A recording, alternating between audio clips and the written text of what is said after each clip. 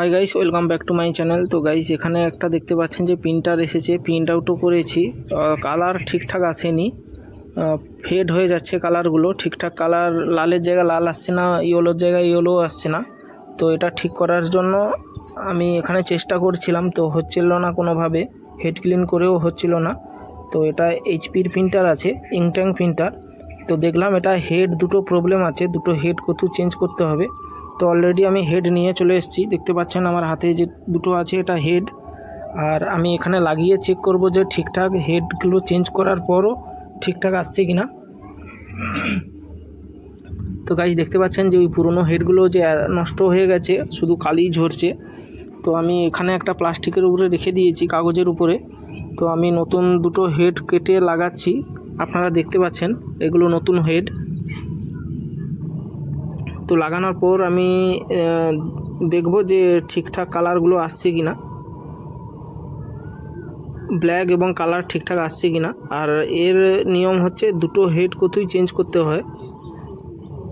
তো দেখতে পাচ্ছেন আমি অলরেডি হেড লাগাচ্ছি, এটা প্রিন্টারের ভেতরে দুটো হেড লাগাচ্ছি।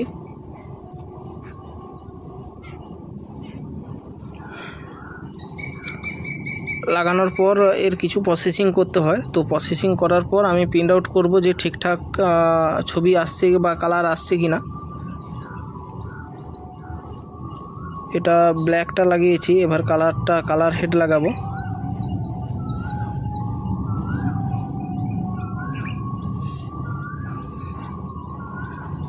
এই এইচপি ইংট্যাঙ্ক সিরিজ দেখতে পাচ্ছেন, এখানে লেখা আছে।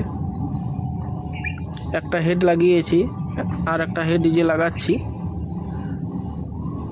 লাগানোর পর এই কাভারটা লাগিয়ে দেব, ব্লু কালারের যে কাভারটা, এটা লাগিয়ে দিচ্ছি। দেখতে পাচ্ছেন লাগিয়েও দিয়েছি। এরপরে আমি কম্পিউটারে চলে আসব, প্রিন্ট আউট করব।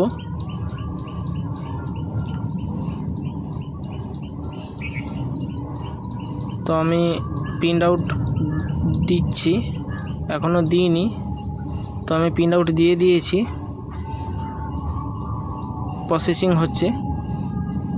এখানে লাইটটা ব্লিঙ্ক করছে, দেখতে পাচ্ছেন লাইট ব্লিঙ্ক করছে, এর প্রসেসিং চলছে। প্রিন্ট আউটও নিয়েছে, দেখা যাক ঠিকঠাক প্রিন্ট হয় কিনা।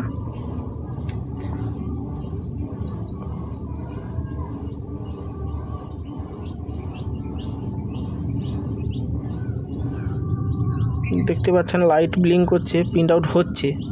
এর ফার্স্ট টাইম একটু স্লো হবে, সেকেন্ড টাইম কোনো স্লো হবে না।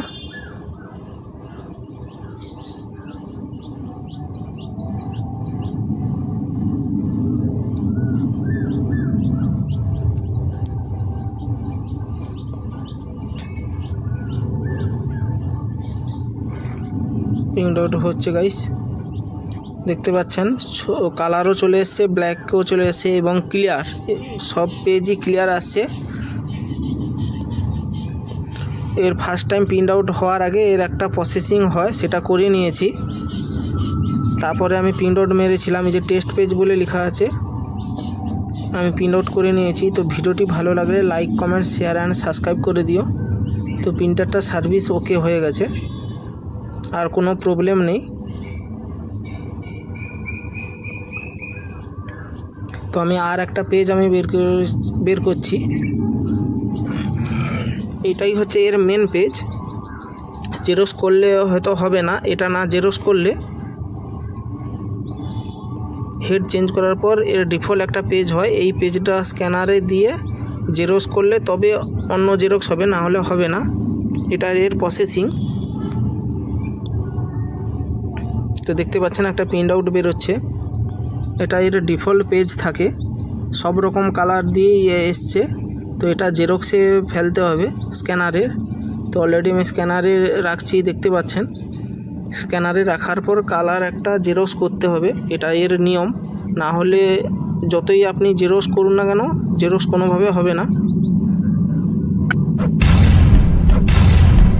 তো ভিডিওটি ভালো লাগলে like, comment, share and subscribe করে দিও।